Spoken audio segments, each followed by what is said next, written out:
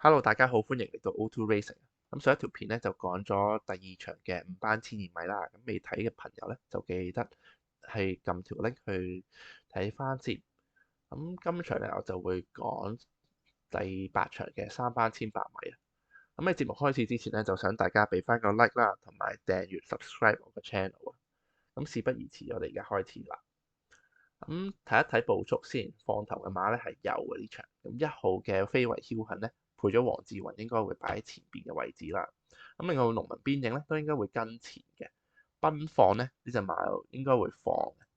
咁另外隻滿心星都有權放嘅，佢排咗個6檔。咁所以呢一場咧放頭馬係足夠嘅，所以咧一定唔會係一個慢步速嚟嘅。咁我嘅心水會係唯美主義9號嘅唯美主義。咁配上霍雲星啦，咁其實上季咧同霍雲星即係呢隻馬同霍雲星都算係有交收嘅，跑咗第3名。咁想同大家講嘅就係075場次啦，呢場跑1800米沙田，勁大威猛嗰時又贏咗個懶 win 嘅。咁同埋咧，如果記得嘅話咧，大家記得嘅話咧，呢一日嘅賽事個跑道形勢方面咧，其實放頭馬係非常之着數嘅，加上呢場馬係有一個偏慢少少嘅步速啦，所以其實後追馬係比較難啲發揮嘅。咁不過其實我哋睇下入到直路個發揮係如何。咁灰衫灰帽嗰隻唯美主義啦，咁我哋可以同出邊嗰隻紅衫紅帽嘅君子傳承比嘅。咁呢隻君子傳承係一隻好叻嘅馬，咁其實季內都好有form。咁其實佢入到直路咧都可以咬住隻君子傳承嚟到跑咧，我覺得嗰個水準都唔錯啦，表現嘅水準。咁而且呢度咧其實有少少失平衡嘅，周俊樂其實有時少少啦，咁有影響就都唔係特別大。咁不過你見到隻馬咧臨尾咁樣撲上嚟都幾勁啊個勢，咁樣證明隻馬咧其實好有鬥心嘅隻馬。咁所以咧個 form 其實喺度。咁另外咧同場都有隻農民邊影啦。咁話就話即係農民邊影呢場就初跑沙田就可能麻麻地咁樣，就唔係好適應。不過佢係賺咗前置嘅跑法同埋長度嘅，所以其實佢賺咗啦呢場。咁不過隻唯美主義可以同佢有一個咁近嘅完成時間咧，咁我覺得即係呢隻唯美主義咧，就真係可以試下同呢隻農民邊影去練嘅。咁而且咧副榜方面咧，就比咁呢一場就比上一次沙田呢場1800米呢兩場嘅副榜差距咧就多咗2磅，即係農民邊影要比起呢一場咩輕2磅，所以我覺得係有得砌下嘅唯美主義。咁再上一場啦，就跑2000米啊，咁呢場反而又冇乜表現啊。咁可能隻馬就掹唔到2000啊，其實1800米都有少少盡，所以其實咧佢入到直路唔係好爆得起。咁呢場可以當抹咗佢咁樣啦。咁翻嚟贏馬嘅即係嘅場地啦，跑馬地始終唯美主義都係主場嚟嘅。而且呢隻馬落腳慢咗，跑1800米咧都係好過1650嘅。咁部署方面咧，我就幾中意嘅。咁同埋咧，其實咧伍彭志喺3班1800米嚟講咧，其實我認為正選馬應該係隻包裝創新嘅馬。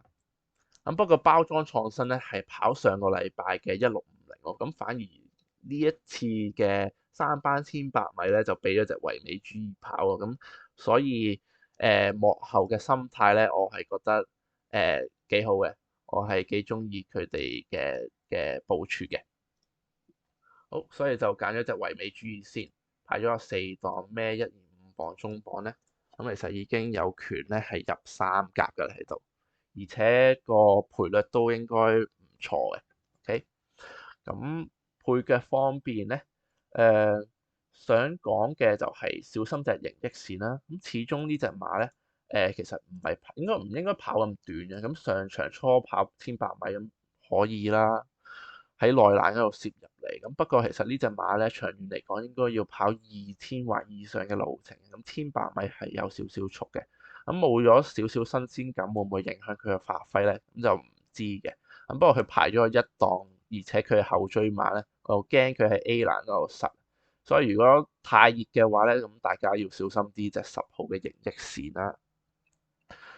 咁另外我中意嘅馬咧就係隻奔放。咁呢隻馬我會用嚟做配腳嘅。咁始終佢跑法都係比較單一少少。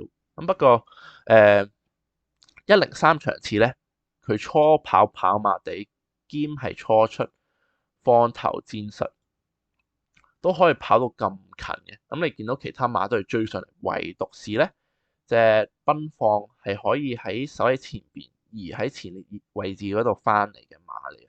咁我覺得今場佢個水準真係唔係咁簡單啊，所以呢隻奔放咧應該唔會咁熱嘅，因為始終隻農民邊影啊、星價呢啲盈益線啊都會孭下飛啦，甚至乎滿心星都會孭下飛，所以咧隻奔放應該唔會特別熱嘅，咁拖一拖佢啦。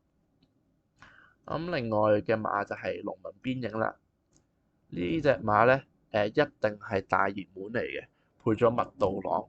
不過比較擔心嘅就係佢就跑得比較密啊，好似咁，同埋上場都用得幾多下咁樣，同埋可以睇一睇呢一場啦，佢同星價鬥啊，咁你又覺得入到直路咧，星價步步 head 住佢，星價係入邊黑衫黃帽嗰隻啦，農民邊影係紫衫紫帽嗰隻出邊，咁其實隻星價其實未用晒，我覺得。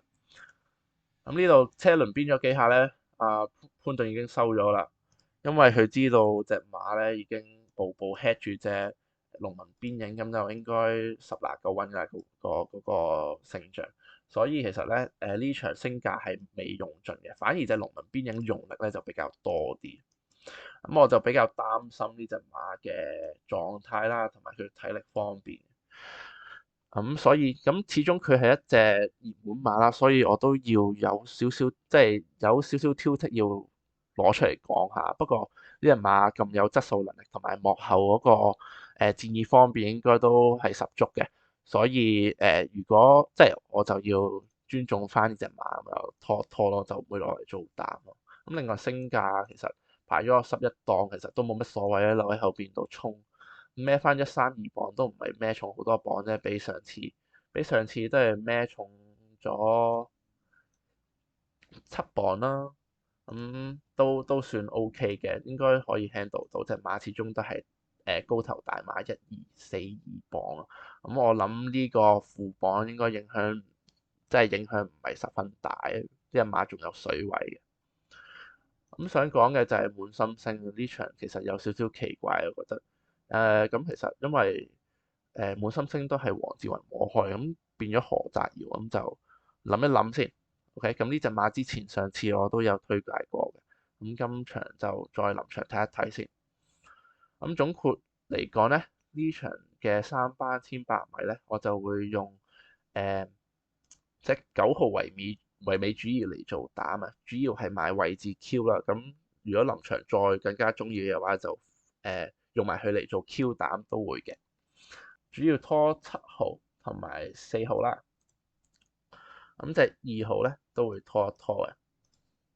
呢條片咧就嚟到呢度為止啦，多謝大家嘅收睇。咁我哋下條片再見啦。